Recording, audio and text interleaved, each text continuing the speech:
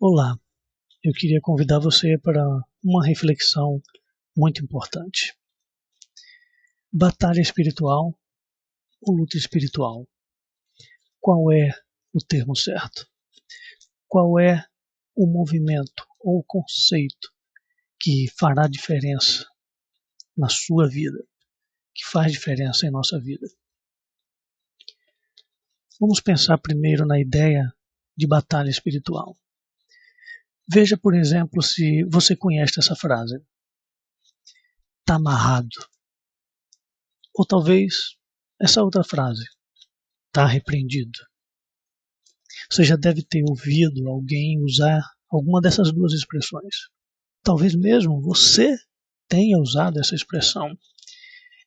Essas são expressões que estão relacionadas à ideia, ao movimento da batalha espiritual, de se deparar com males tangíveis, seres malignos e que devem ser repreendidos com palavras que na verdade parecem substituir algumas expressões supersticiosas. Isso mesmo. Porque o que se verifica com palavras como essa usadas no movimento de batalha espiritual é a produção, o desenvolvimento de cristãos supersticiosos. Isso por si só já é um contrassenso, porque o Evangelho de Cristo veio tirar superstições, veio trazer a verdade e veio nos libertar e abrir a nossa mente. E, infelizmente, não somente isso, esse movimento gera também cristãos medrosos.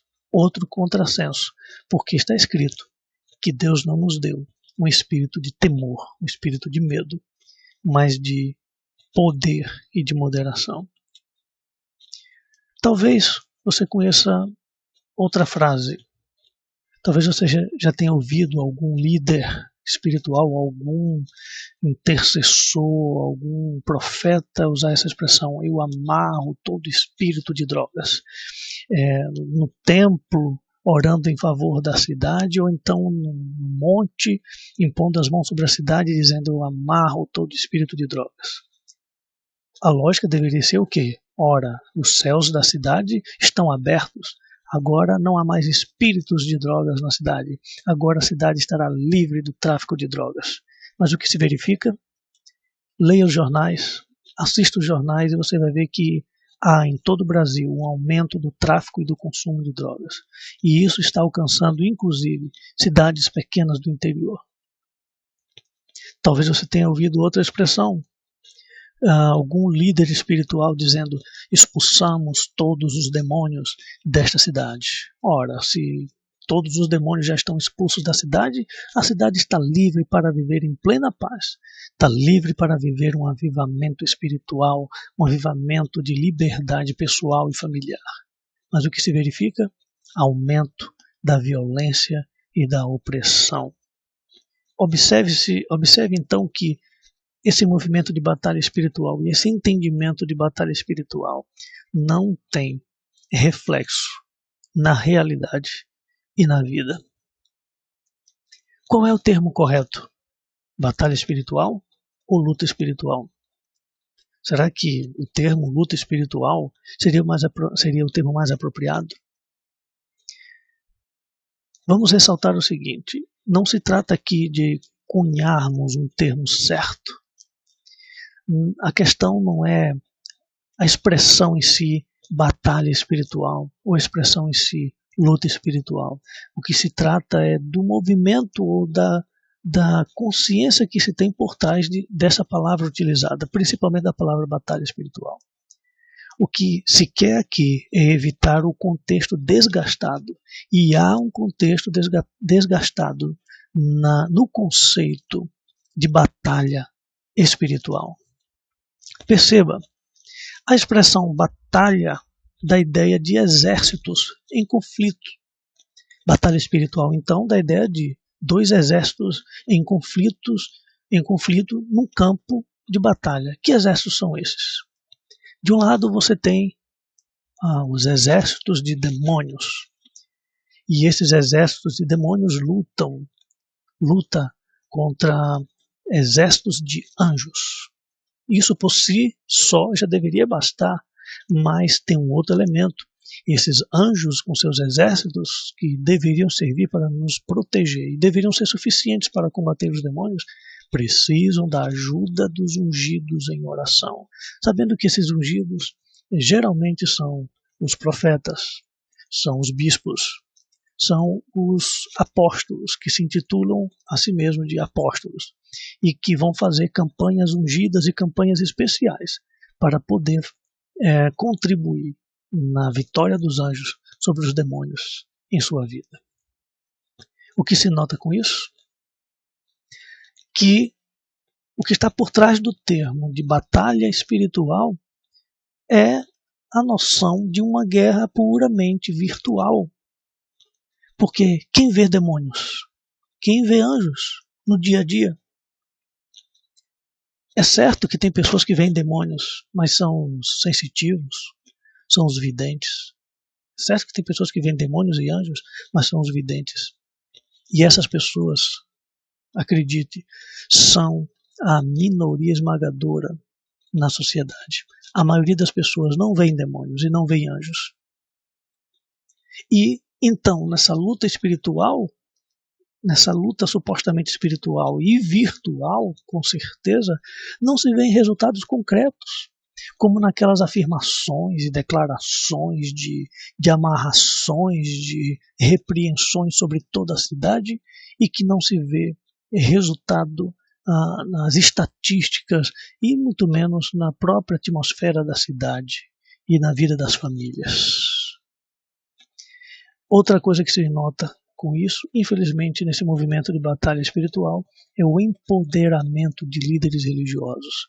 É o fato de conceder poderes sacerdotais e mágicos para líderes religiosos, para os profetas, para os bispos, para os apóstolos, né? Porque pastores não entram nisso, não. Pastores são a classe baixa da coisa. Tem que ser gente grande, tem que ser de bispo para cima. E tem-se o termo de apóstolo porque é o máximo que se pode nomear, porque se tivesse um título maior, com certeza iriam utilizar. E esses líderes têm poder sobre os pobres, fiéis, entre aspas, que frequentam os templos porque não tem chance nenhuma contra esses exércitos de demônios, porque não tem a unção para ajudar os anjos nessa luta contra os demônios. Mas vamos para a ideia que há por trás do termo luta espiritual. Luta espiritual. Luta da ideia de pessoas em conflito, como que existe num tatame, como existe num ringue, como existe num octógono. São duas pessoas lutando, é uma luta. Então, se são pessoas lutando, a luta espiritual trata de um caráter pessoal. Um caráter pessoal. E se a luta espiritual é pessoal, então diz respeito a você. Diz respeito à sua vida. Pode ser também, a luta espiritual pode ser um conflito de uma pessoa só. O conflito de uma pessoa consigo mesma. E se isso acontece, isso diz respeito a você, que muitas vezes se depara com situações em que você se sente dividido com você mesmo, lutando com você mesmo, com lutas e com males que estão dentro de você e que muitas vezes ninguém mais sabe, só você e Deus. Esta noção de luta espiritual é mais prática, é mais pessoal, tem a ver com a vida e está em concordância com o espírito do Evangelho de Jesus, com a atmosfera, com a consciência que é trazida pelo Evangelho de Jesus. Se não, veja o que diz a Bíblia. O apóstolo Paulo disse as seguintes palavras: combati o bom combate, acabei a carreira, guardei a fé. Isso está em 2 Timóteo 4, versículo 7. Se você não sabe, o apóstolo Paulo falou essas palavras quando estava preso em Roma e estava no fim dos seus dias. Sua sentença de morte já tinha saído. Segundo a tradição oral mais antiga, provavelmente ele morreu como um cidadão romano, que era, tinha título de cidadão romano, morreu decapitado. Um carrasco com uma espada tirou-lhe o pescoço. Ele, consciente da sentença de morte, sabia que estava prestes a morrer. Você não vê em nenhum momento, leia Atos dos Apóstolos, leia as epístolas de Paulo, você não vê ele amarrando demônios em suas orações. Você não vê ele repreendendo o espírito conquistador de Roma pelos poderes da oração no seu quarto ou num monte qualquer que seja ou na entrada da cidade. Pelo contrário, diante da sentença de morte, o que ele diz? Combati o bom combate. Ele chama a vida dele, a vida que ele viveu, ele chamou de combate. E ele disse, eu combati, eu não me tornei negligente no combate que é a própria vida. Acabei a carreira, está falando de fim. E nesse fim ele diz, guardei a fé, aí está a vitória. Guardar a fé é guardar a fé é vencer o combate da vida. Mesmo que ele fosse conduzido da cela para o lugar da execução. Combate, então, luta, então, tem a ver com vida. A luta espiritual se verifica na vida e não em algum lugar invisível que só videntes veem ou que só, entre aspas, os ungidos veem. Então isso diz respeito a você, sua vida.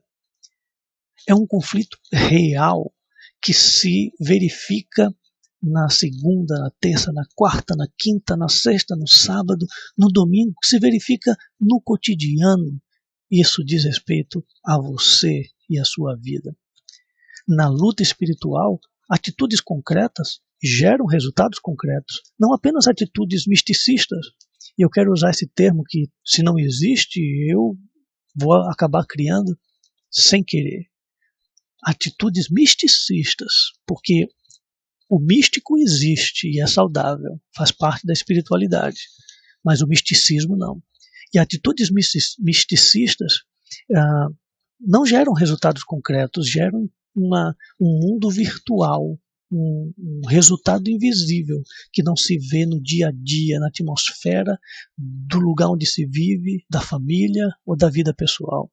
Não, na luta espiritual, atitudes concretas, boas ou ruins, geram atitudes concretas. Boas ou ruins, geram resultados concretos, bons ou ruins. Na luta espiritual, quem é experiente tem autonomia espiritual. Se você é experiente na luta espiritual, você vai ter autonomia espiritual, porque se trata da sua vida. Você não vai ficar dependente de nenhum líder espiritual, de nenhum, entre aspas, apóstolo, ou bispo, ou ungido, ou profeta. Você terá autonomia espiritual para agir na sua vida no sentido de combater o bom combate, no sentido de terminar sua carreira na terra, no sentido de manter a sua fé conforme o Evangelho de Jesus Cristo. Isso é luta espiritual. Esse é o conflito espiritual que beneficia a vida, que pode fazer diferença na vida, que pode fazer diferença de forma concreta. Se você quiser mais detalhes sobre isso, visite o blog Luta Espiritual, uma questão de existência. Visite e você terá mais detalhes sobre esse assunto, você terá uma reflexão aprofundada, detalhes de reflexão, detalhes de conhecimento bíblico e existencial, porque a luta espiritual é uma questão de existência. O link do blog está logo abaixo do vídeo. Faça isso. Visite. Que Deus abençoe.